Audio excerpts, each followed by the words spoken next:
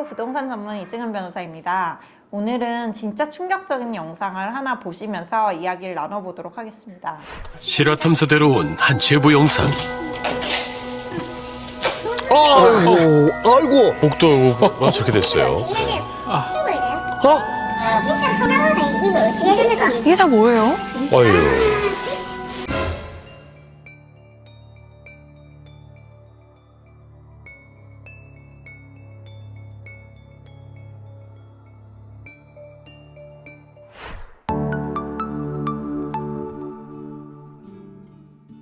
이번 사건에서 피해를 본 집주인은 청소업체를 불러서 청소 의뢰를 하려고 했지만 수백만 원이 깨지게 되는 상황이라 직접 청소를 했다고 합니다.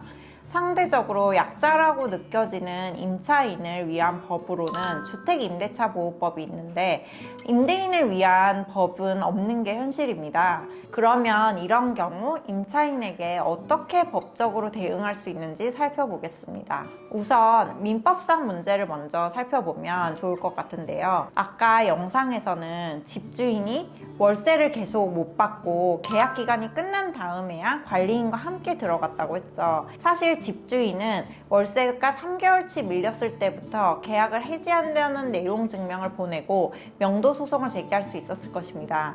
하지만 관리인을 대동한다고 하더라도 계약 해지 의사표시가 없이 들어가게 된다면 주거침입죄에 해당할 수는 있습니다.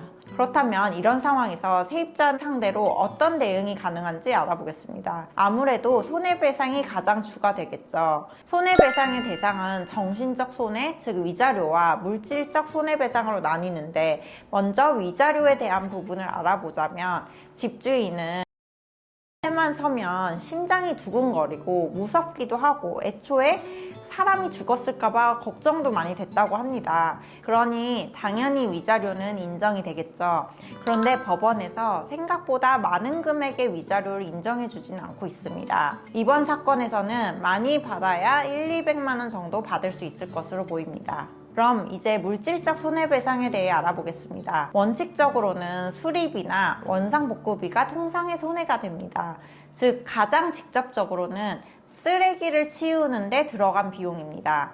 만약 청소업체를 불렀다면 700만 원을 청구할 수 있을 것이고 실제로는 이걸 직접 치웠기 때문에 그 정도 비용이 안 들었더라도 집주인의 인건비가 포함되므로 청소업체로부터 받은 견적서를 제출하여 그 비용을 청구할 수 있을 것으로 보입니다. 만약 집 자체가 훼손되어 그 수리나 원상 복구가 불가능할 때는 어떻게 될까요? 혹은 저 집이 쓰레기 집이었다는 소문이 나거나 쓰레기는 완벽하게 치웠지만 악취와 얼룩 등이 없어지지 않아 집값이 떨어지게 되면 이에 대한 손해배상을 청구할 수 있을 것입니다. 이 경우 교환 가치가 감소한 부분만큼 손해배상을 청구할 수 있는데 이번 사례는 신축 아파트였던 것으로 보이고 그 감소한 부분만큼 손해배상을 청구할 수 있습니다. 여기서 문제는 세입자가 돈이 없을 확률이 굉장히 높다는 것입니다. 영상에서는 20대 여성으로 특정했지만 나이나 성별과 상관없이 실제로 저런 정신질환이 있는 사람은 경제생활이 제대로 이루어지지 않을 가능성이 매우 크기 때문입니다. 게다가 연락이 끊긴 상황이니 어디에 있는지도 모르는 사람을 상대로 민사소송을 제기하고 만약 승소한다고 하더라도 집행을 하기는 어렵기 때문에 이때는 형사로 고소를 해야 합니다.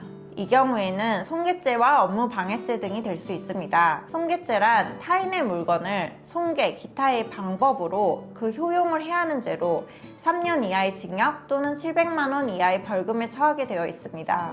이 사건의 경우 그 벽지, 화장실, 바닥 모든 게 다 훼손되었기 때문에 손괴가 아니라고 하더라도 기타의 방법에 해당한다고 볼 수 있습니다. 판례 중에는 건조물의 벽면에 낙서하거나 게시물을 부착하는 행위 또는 오물을 투척하는 행위 등 이 건조물의 효용을 해양하는 것에 해당하는지는 원래 건조물의 용도와 기능에 따라 달라질 수 있고요. 그 일련의 행위가 건조물의 채광, 통풍, 조망 등에 미치는 영향과 건조물의 미관을 해치는 정도, 건조물 이용자들이 느끼는 불쾌감이나 저항감, 원상회복의 난이도와 거기에 드는 비용 등 여러 가지 재반 사정을 종합해 사회 통념에 따라 판단해야 합니다. 판례의 태도로 비추어 보면 이 사안은 확실히 손괴죄에 해당하는 것이 맞을 것입니다.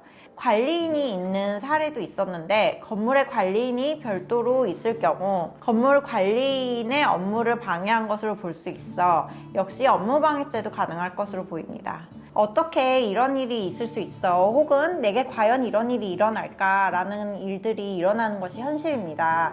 이런 일들이 발생했을 경우에는 너무 당황하지 마시고 반드시 부동산 전문 변호사의 상담을 받아보시길 권합니다. 제 영상이 도움이 되셨다면 구독, 좋아요, 알림 설정 부탁드리겠습니다. 감사합니다.